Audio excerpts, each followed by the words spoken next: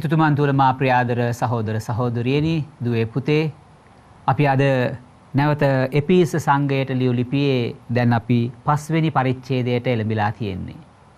එහි පළවෙනි වගන්තියේ සිට ඔබගේ මතකයට අවදි කරනවා නම් ආලෝකයේ ජීවත් වීම.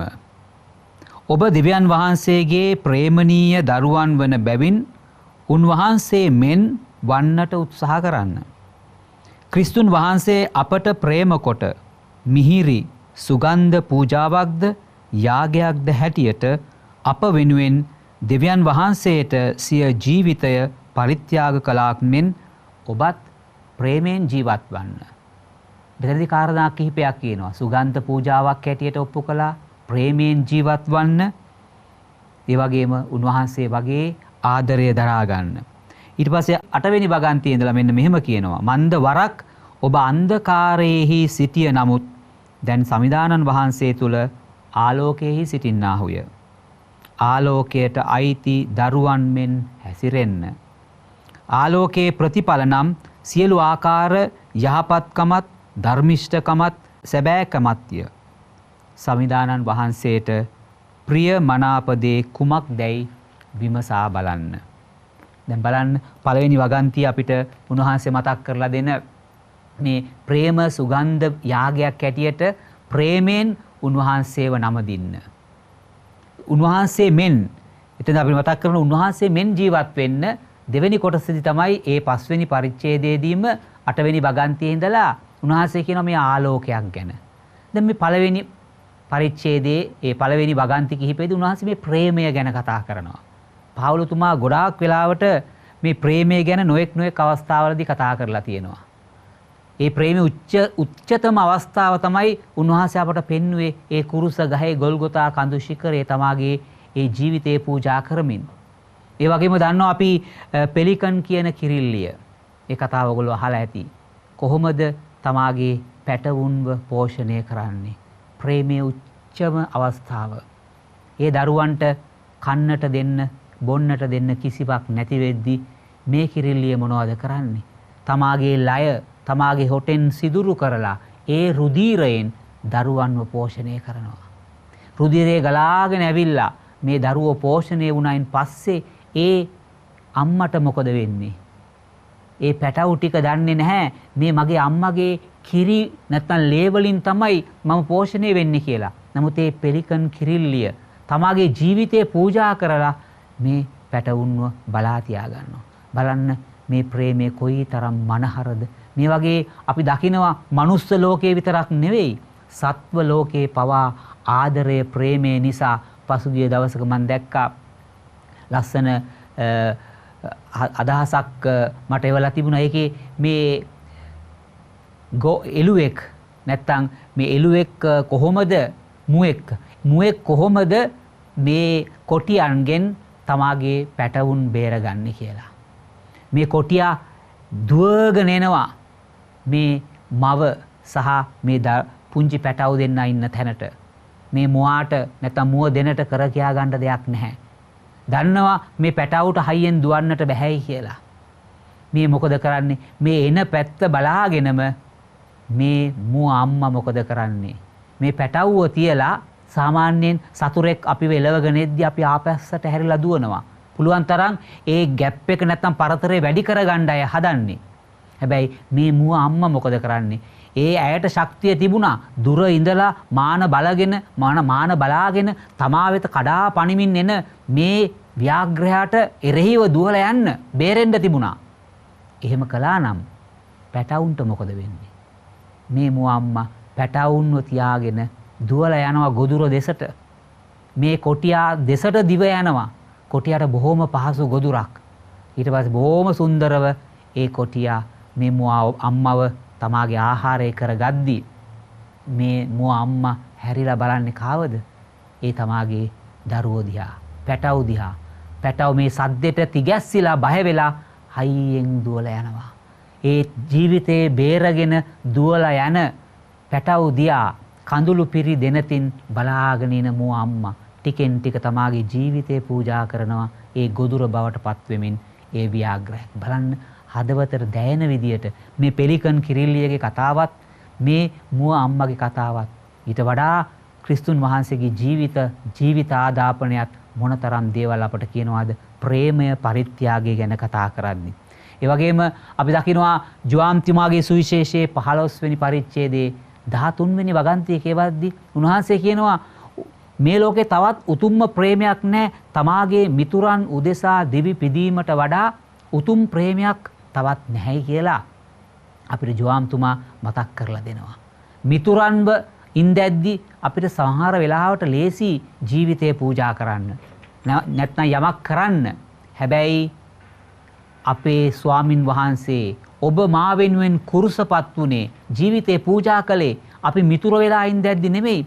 උන්වහන්සේත් එක්ක ආදරෙන් බැඳිලා ඉඳද්දි නෙමෙයි. අපි සතුරු වෙලා උන්වහන්සේගේ ජීවිතය විනාශ කරන්නට, උන්වහන්සේව පොඩි කරන්නට, දැනම උන්වහන්සේව නැති කරන්නට හදද්දිත් තමයි උන්වහන්සේ තමාගේ ජීවිතේ පූජා කරලා අපිව ගලව ගත්තේ. බලන්න දෙමාපියෝ ඒ වගේම දරුවන් වෙනුවෙන් කරන්නා වූ පරිත්‍යාගයන්. ඒ වගේම සූර්යයා තමාට කියලා කිසිම දෙයක් තියාගන්නේ නැහැ. ඒ හිරු රශ්මිය හැම පුද්ගලයෙකුටම හොඳ නරක, යහපත් අයහපත්, සුදු කළු, පොහොසත් දුප්පත් මේ හැම කෙනෙකුටම හිරු රශ්මිය අඩුවක් නැතුව බෙදලා දෙනවා. බලන්න ගහකොළ සිව්පාවා දිහා ගහක මල් හට ගනිද්දී ඒ මලේ සුවඳින් අපි කොච්චරනම් ඔකඳ වෙනවද? මල කඩලා අපි අල්තාර ආලෝකමත් කරනවා, දෙවිඳුන්ට පූජා කරනවා, අපේ ආලින්දේ කාමරේ ලස්සන කරගන්නවා. කවදාවත් ගහක් දොස් කියන්නේ නැහැ මල් කඩන්නට එන පුද්ගලයාට. මොකද මලින් තමයි ඊට පස්සේ ඒක ගොඩාක් වෙලාවට බීජයක් වෙලා නැත්තම් පළතුරක් බවට පත් වෙන්නේ. හැබැයි ගෙඩියක් ආවයින් පස්සෙත් ඒ ගහ ඒ ඵලය තමාටම කියලා තියාගන්නේ නැහැ. එන එක්කෙනාට බෙදලා දෙනවා. ගහ කොච්චර පරාර්ථකාමීද? ගහ කපන්න එන එක්කෙනාටත් හෙවන දෙනව අවසාන අත්ත කපනකම්. බොහොම කතා කරන්න පුළුවන් නම් ගහ කියාවි පරිස්සමින් ඔය අවි ආයුධ තමාට තුවාල කරගන්නේ නැතුව කරන දෙයක් කරගෙන යන්න. තමාව විනාශ කරන්නට එන පුද්ගලයාටත් හෙවණක් දෙන්නට, කුසගින්නෙන් එන පුද්ගලයාට තමාගේම ආහාරයක්, ඒ බීජයක්, පළතුරක් දෙන්නට, තමාගේ මල් වලින් ලස්සන කරන්න මොනතරම් පරිත්‍යාගයෙන් පිරීලාද මේ වෘක්ෂලතා, තුරුලතා, මේ ස්වභාව ධර්මයේ සැරසී සිටින්නේ. නමුත් අද සමාජය මේකට කොයිතරම් විරුද්ධවද කටයුතු කරන්නේ. එනිසා ක්‍රිස්තුන් වහන්සේ කියන බොහොම ලස්සන උන්වහන්සේ මෙන් ජීවත් වෙන්නට නම් අපේ ජීවිතේ වැදගත්කම අපි දැනගන්නට ඕනේ. දවසක් ගොවි පොලක හිටපු සුනකෙක්, නැත්නම් අපි කියනවා බල්ලෙක් කියලා, බොහොම කලකිරුණු ස්වභාවයටපත් වුණාලු. ඒකට හේතුව තමයි මේක විශාල ගොවි පොලක්. ඒ ගොවි පොලේ එක එක જાතියේ සත්තු ඉන්නවා. මේ බල්ලාට හිතුණාලු දවසක් මට මගේ ස්වාමියාගෙන් කිසිම ගෞරවයක් නැහැ. මගේ ප්‍රයෝජනයකුත් නැහැයි කියලා මට දැනෙන්නේ. දැන් බලන්න, දැන් මෙයාගෙන් අල්ලපු වත්තකට ගිහිල්ලා තවත් සුනකෙක් එක්ක මේ දුක බෙදා ගන්නවා. ඒ නිසා මං තීරණය කළා ඔතනින් අයින් වෙලා වෙනත් තැනකට යන්න. දැන් මේ කතාව කියනවා ඇයි ඔබ එහෙම කියන්නේ? ඔබගෙන් වැදගත්කමක් නැහැයි කියලා. ඒකට හේතුව තමයි මෙතන අශ්වයෝ ඉන්නවා. මගේ ස්වාමියා අශ්වයාගේ පිටේ නැගලා යනවා. ඌ වේගයෙන් දුවනවා. ඒ අශ්වයාට ගොඩාක් ලස්සනට සලකනවා, නහවනවා, ආරක්ෂා සහිතව තියාගන්නවා. මොනතරම් සැලකිල්ලක්ද අශ්වයාට ලැබෙන්නේ. ඒ වගේම බලන්න කිකිලියෝ ටික, ඒ කිකිලියන්ට ආරක්ෂාව ලැබෙනවා. ඒගොල්ලෝ ස්වාමියාට බිත්තර ලබලා දෙනවා. ඒ වගේම තමයි එළදෙන්නු ඉන්නවා. ඒ එළදෙන්නුන්ටත් වෙලාවට කෑම ටික හම්බ වෙනවා, බීම ටික හම්බ වෙනවා. ඒ මොකද ඒ එළදෙන්නුන්ගෙන් ලැබෙන කිරි වලින් ස්වාමියාට ගොඩාක් ප්‍රයෝජනවත් දේවල් ලැබෙනවා. කිරි ලැබෙනවා. ඒ වගේම චීස් හදන්න ඒවා ප්‍රයෝජනෙට ගන්නවා. ඒ වගේම බැටළුවෝ ඉන්නවා. ඒගොල්ලන්වත් වෙලාවටම හරගෙන යනවා, කෑම දෙනවා, බීම දෙනවා. බැටළුවන්ට තියෙන්නේ තමාගේ ලොම් ටික විතරයි පරිත්‍යාග කරන්නේ. ඒ වගේම පූසෙකුත් ඉන්නවා. ඒ පූසත් මීයෝ අල්ලන නිසා ඒ පූසරත් කිරි ටිකක් හම්බ වෙනවා, සැලකිල්ලක් හම්බ වෙනවා. මේ හැම සතෙකුටම ස්වාමියාට යම්කිසි වැඩක් කරනවා. ස්වාමියාත් ප්‍රතිඋපකාරයක් හැටියට හොඳට මේ සතු ටික බලා ගන්නවා. මට කිසිම සැලකිල්ලක් නැහැ. ඊට පස්සේ ඕදනක් ලැබෙනවා. එහෙම කියන්නට එපා. දවසක් උදා වෙයි. ඔබගේ ප්‍රයෝජනය කොච්චරද කියලා අන්න එදාට ස්වාමියාට දැනෙයි ඔබ කවුද කියලා. ඒ නිසා උත්සාහය අතාරින්නට එපා. ඔබ ඔබගේ යුතුයකම නොපිරිහෙලා ඉෂ්ට කරන්න නැවතත් ගොවි පොළටම යන්න. ඕම ඉන්නේ නැද්දි දවසක් ඔන්න රාත්‍රියේ හොරුන් කණ්ඩායමක් එනවා මේ මහා විශාල ගොවිපොළ විනාශ කරන්න. ඒ අස්වැයන්ව අරගෙන ඒ කිකිලි පැටවුන්ව අරගෙන නැත්තම් මේ ගවයින්ව නැත්තම් එළදෙන්නුන් අරගෙන යන්නට. දොර ඇරලා මේ හොරකම කරන්න යද්දිම සද්ද යනවා. ඉව වැටෙනවා බල්ලට. මේ ඉව වැටිච්ච බල්ලා මොකද කරන්නේ? එකපාරටම කෑ ගාලා වෙනදාටත් වඩා වේගයෙන් කෑ ගාලා ඒ හොරු ඉන්න ස්ථානයට දුවලා යනවා. මේක ඇහිච්ච ස්වාමියා හොඳට නිදාගෙන හිටපු ස්වාමියා ආරක්ෂාවට හිටපු ඒ කට්ටිය එකපාරටම නැගිටලා ඒ තිවිච්ච විදුලි බුබුලු ටික දල්වලා සද්ද කරද්දි මේ හොර කල්ලිය පැනලා තමාගේ ආයුධත් අතහැරලා දුවලා යනවා. මේක ආරංචි වෙච්ච ඒ ස්වාමියා පහුවදා දැනගත් ඔක්කොම නිින්දින්ද ඇද්දි මේ බල්ලා විතරක් අවදි වෙලා මේ සම්පූර්ණ ගොවිපොළම වෙන්න ගිය මහා විනාශයෙන් බේරගත්තා.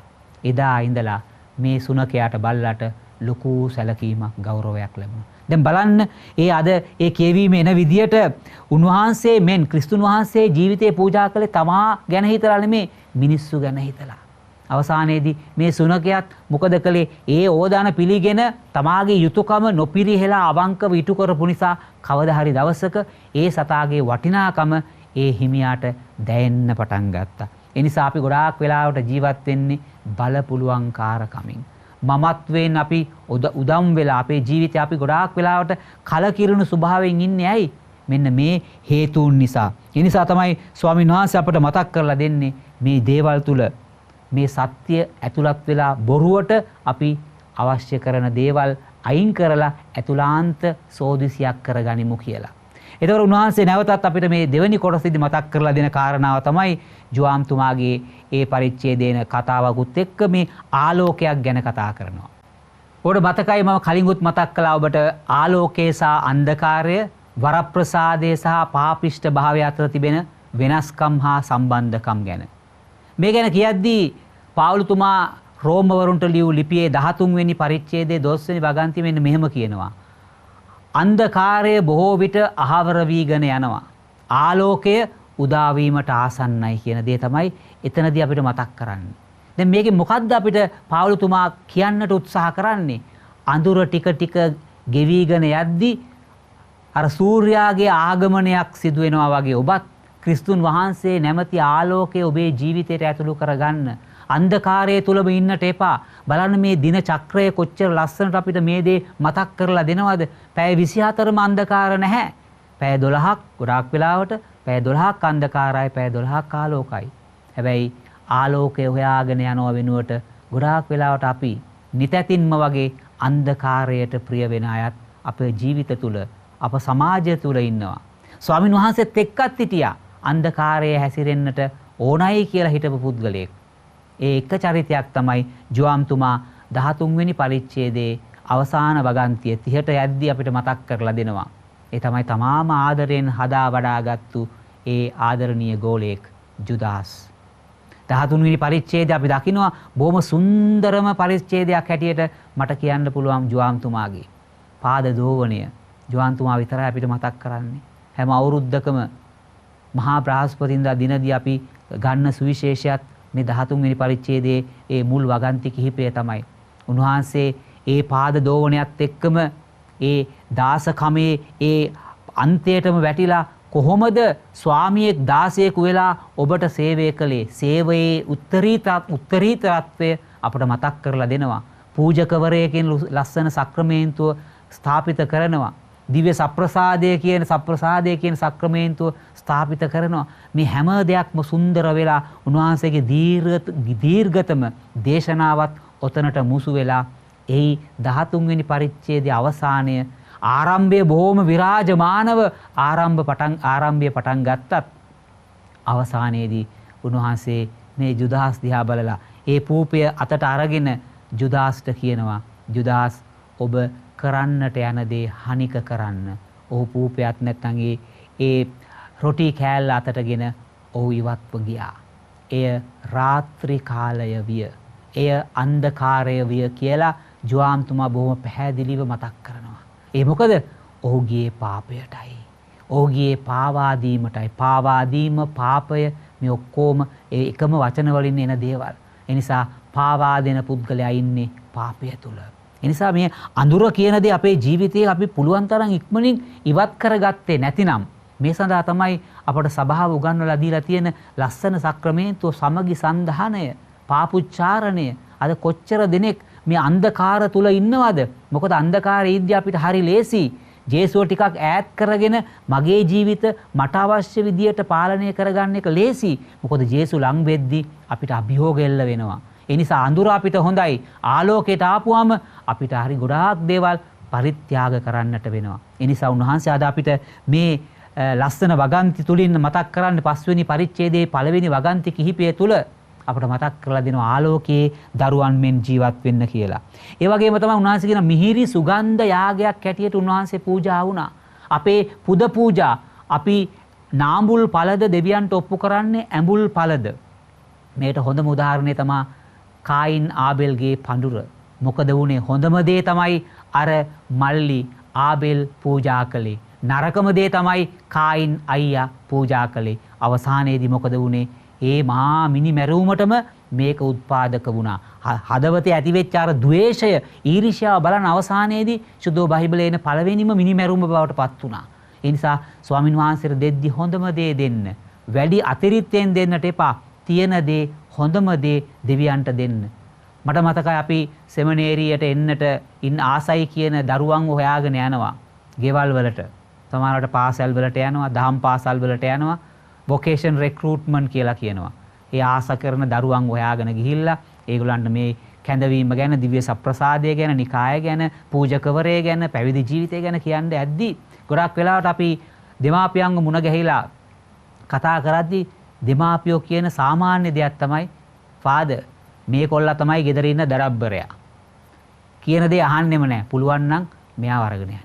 දැන් බලන්න මේගොල්ලෝ හිතලා මතලා ඕන කමින්ද කියන්නේ කියලා සමහර වෙලාවට තේරුම් ගන්න බෑ.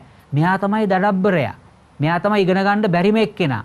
මෙයා තමයි දැන් මේ කරදරකාරයන්වම තමයි දඩබ්බරයන්වම තමයි දෙවියන් වහන්සේගේ සේවයට දෙන්නට දෙමාපිය සූදානම්. හොඳම එක්කෙනා, හොඳමට ඉගෙන ගන්න පුළුවන්ම එක්කෙනා භාගද අපි කැමති නෑ දෙන්න. එයා ඉහළට මිගරගෙන අපිව බලාගෙන. මෙයා අපිට කරදරයක්. කරදරකාරයව අරගෙන යන්න.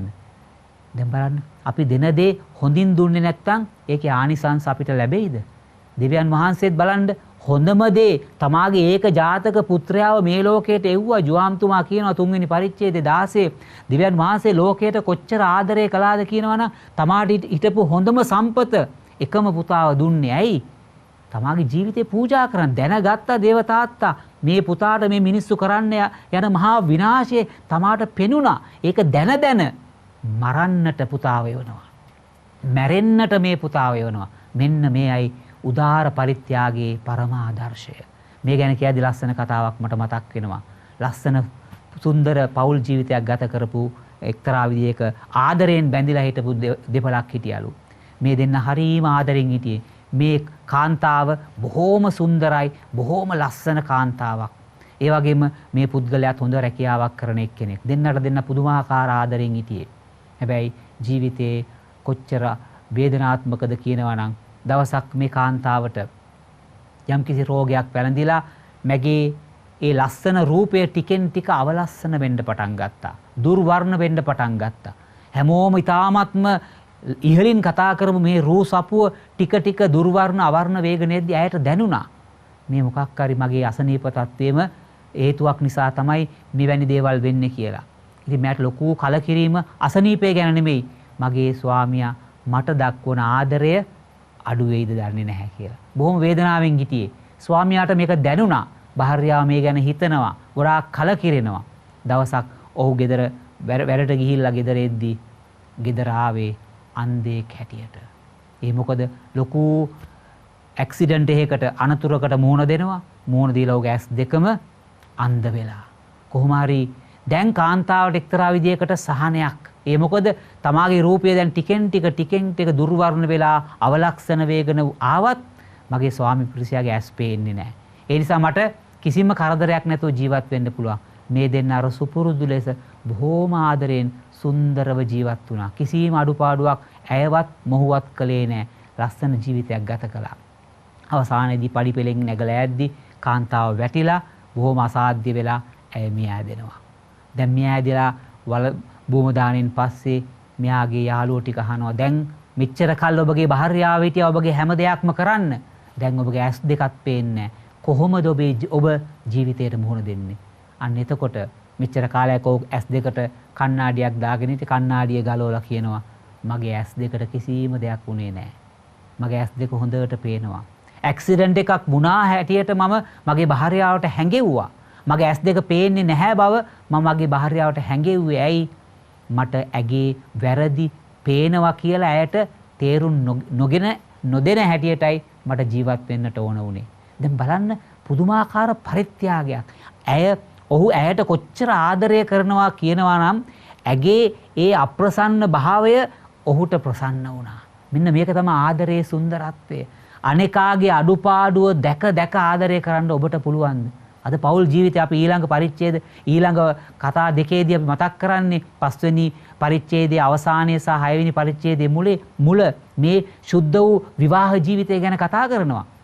බලන්න මේකට හොඳ අඩිතාලමක් ආලෝකයේ තුල ජීවත් වෙනවා නම් පරිත්‍යාගය අනේකාගේ දුර්වලකම අනේකාගේ අඩුපාඩුව දැක ඒක නොදැක්කා වගේ ඉන්නට පුළුවන් නම් අපේ ස්වාමි පුරුෂයන්ට අපේ භාර්යාවන්ට පෞල් ජීවිත මොනතරම් සුන්දර වෙයිද?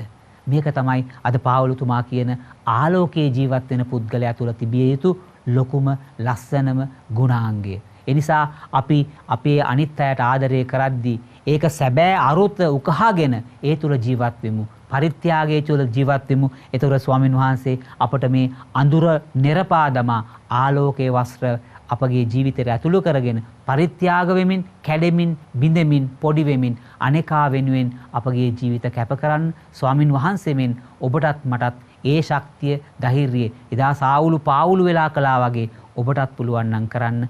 එදාට ඔබත් වචනේ පරිසමාප්තාර්ථයෙන්ම සැබෑ මිනිසෙක් බව ඔබට වැටහෙවි. එවැනි සුන්දර ලස්සන අනාගතයකට ඔබට මා ආරාධනා කරනවා.